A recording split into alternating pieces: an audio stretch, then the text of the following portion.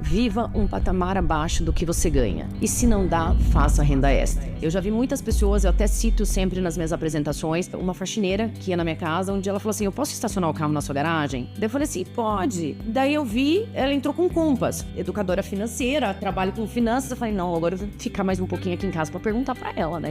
Pra entender como que Pra isso entender. Não, pra entender, porque assim, eu calculei ali mais ou menos quanto que ganharia por mês, fazendo uma faxina todos os dias. Eu sentei e perguntei, daí ela falou assim, Kézia, eu digo muito não. Eu falei assim, como assim você diz muito não? Eu digo não em prol do meu sonho. Meu sonho era ter esse carro. Então eu falei muitos nãos para viagens, eu falei muitos nãos para passeios, eu falei muitos nãos para comprar uma roupa para mim. Daí a importância da educação financeira, que é planejamento. Se eu tenho sonhos, eu tenho que planejar. Quanto custa o meu sonho? Quanto que eu vou ter que economizar para isso?